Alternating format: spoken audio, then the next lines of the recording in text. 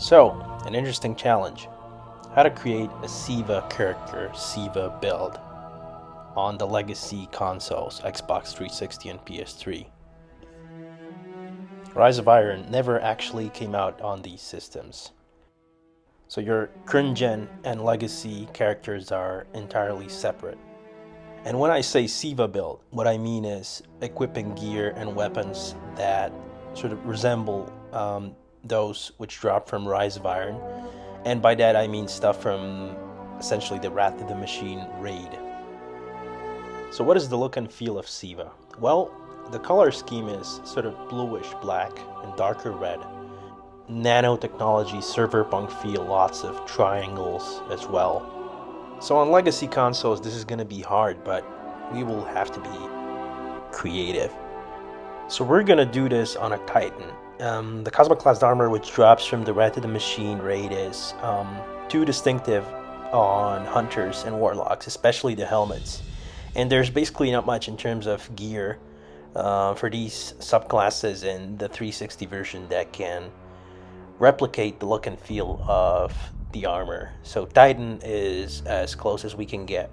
So we will use a lot of new Monarchy stuff. Now, the challenge is not to look like a new Monarchy character, obviously, but there's lots of fashion options even on the legacy consoles on the 360 version. So let's give it a shot. So here's my Titan on the Xbox 360. And here's my SIVA Titan on Xbox One. I'm going to compare both of these builds. So there's no gear preference because, like I said, the good thing is most of the Titan armors are very similar to each other. So for example, a random Titan helmet will do just fine. Obviously, it isn't a carbon copy of the Cosmic Class helm, but it'll have to do. For arms, even on Xbox One with my full SIVA gear, I like to use ACD0 feedback fence arms. I like to melee with my Titan, and it looks fantastic with all these Warsat-like triangles. Fits perfectly with the whole server room look and feel of the Wrath of the Machine raid. The yellow lights don't fit with the style all that much, but it's not that noticeable overall. So let's pick an emblem. We have a couple of choices here on the Xbox One. Obviously we have to choose something we can match with whatever we have available on the 360.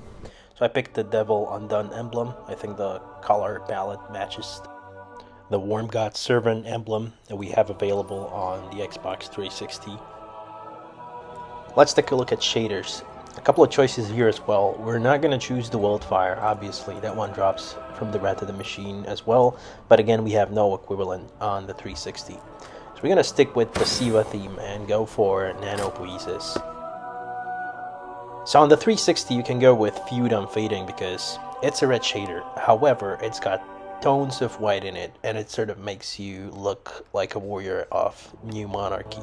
So the downside is it doesn't change the color of the helmet for some reason. So there's this one shader that I really like. It's called Vena Cava. It's from the Taken King expansion. It's very dark bluish black, and there's a tone of red in it. You can see that on the sash, on the leg armor. The red is really prominent. Now again, it's not a perfect match with Nanopoiesis, but it's good enough. Let's choose the primary weapon next. So the obvious choice is the Genesis Chain Auto Rifle. Now you'd be surprised to know that there is an equivalent on the 360 version. We obviously cannot choose Outbreak Prime because there's no equivalent for that. So the Genesis Chain's distant cousin is of course Righteous 7. It's exclusive to New Monarchy. You have to be rank 3 with him, so better get those motive lights ready and bribe the hell out of Uncle Hideo. The interesting thing is, it's not available anymore on Xbox One. All of the New Monarchy's weapons have been basically replaced for Year 3. So this thing is pretty rare actually, unless you vaulted it back in the Taken King days on your Xbox One, of course. Now the default Genesis chain is jet black. However, there's an Adept exotic version that comes from the Wrath of the Machine challenge mode. And even though the perks on these things are miles apart, they look very much alike, and this weapon is what makes this build actually believable. For the secondary weapon, we have to choose whatever New Monarchy provides. People usually run Wrath of the Machine with either a sniper rifle or a shotgun, so I'm going to choose Andinomi 16. It's a copy of Zen Meteor exotic sniper rifle. For heavy weapon, this will be a bit controversial cause it's a pure Taken King weapon, but by far one of the most preferred weapons for the Wrath raid is Dark Drinker. Guardians use it regularly to melt the yellow health bar captains, so we'll fit that into our build. Now for ship, there's no equivalent for pretty much the only SIVA ship available, which is Nano Phoenix. I could choose one of the New Monarchy ships, but they haven't dropped for me yet. Or you could buy a red ship from Amanda if she sells one at the moment to complete your build. So that's about it. I know this isn't the perfect build.